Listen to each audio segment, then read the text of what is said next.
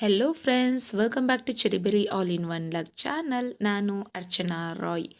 Friends, ಈ ದಿನದ ವಿಡಿಯೋದಲ್ಲಿ ನನ್ನ ಹಸ್ಬೆಂಡ್ ಬರ್ತ್ಡೇಯನ್ನು ಯಾವ ರೀತಿ ಸೆಲೆಬ್ರೇಟ್ ಮಾಡಿದ್ವಿ ಅನ್ನೋವಂಥ ಪೂರ್ಣ ವಿಡಿಯೋನ ಇಲ್ಲಿ ಶೇರ್ ಮಾಡ್ತಾ ಇದ್ದೀನಿ. ಕೊನೆವರೆಗೂ ಸ್ಕಿಪ್ ಮಾಡ್ದೇ ನೋಡಿ.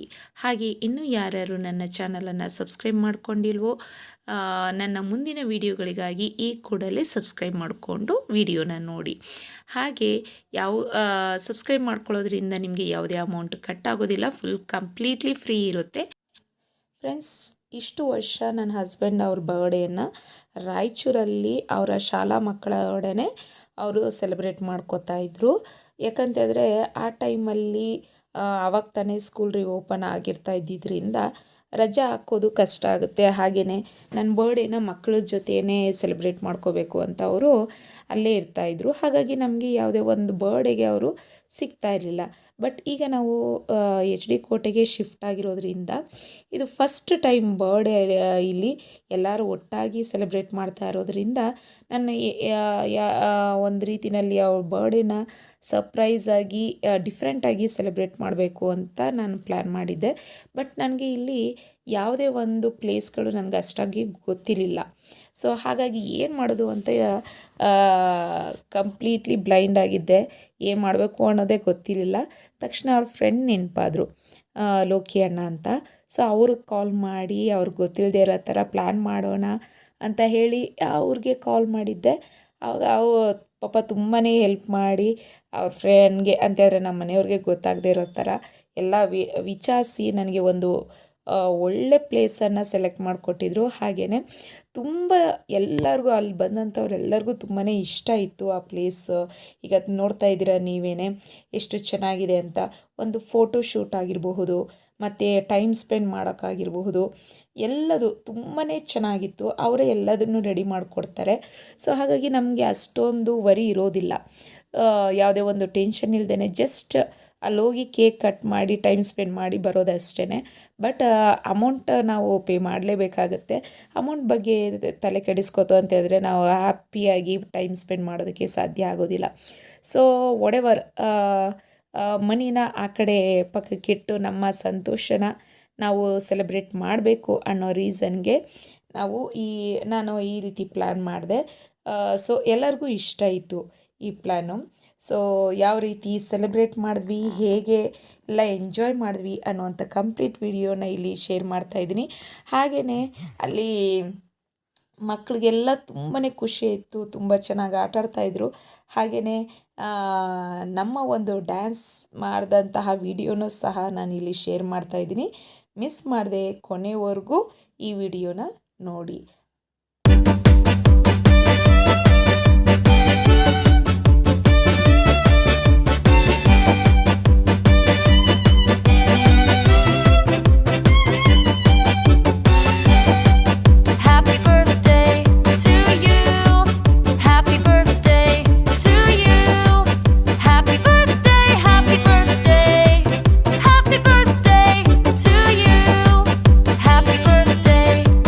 You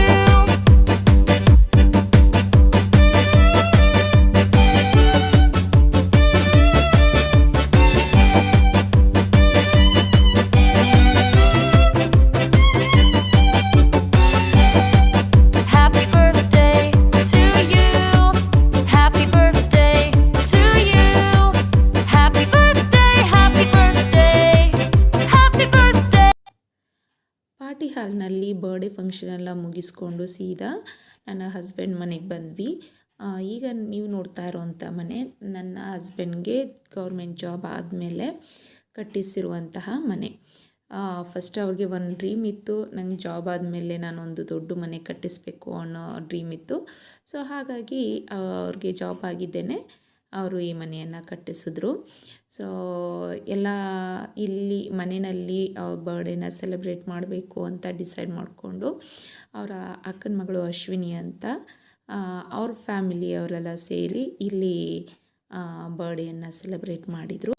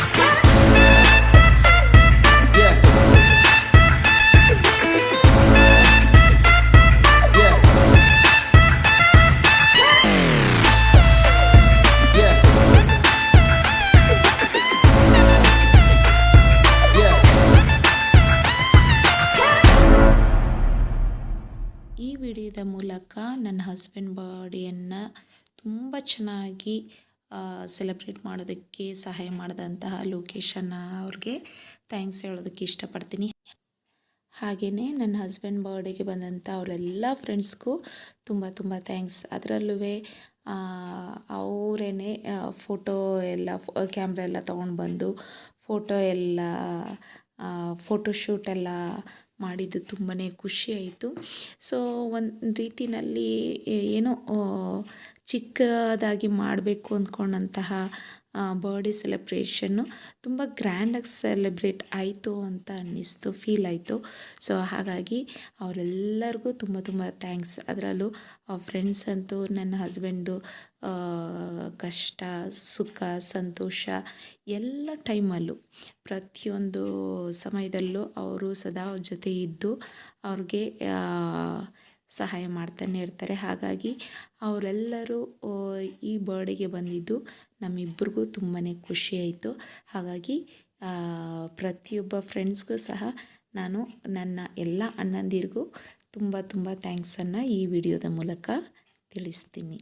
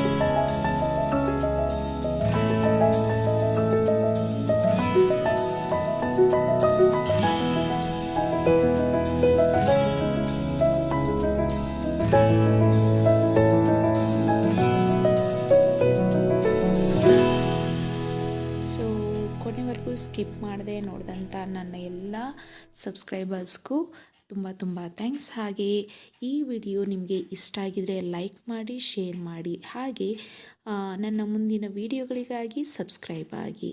thanks for watching.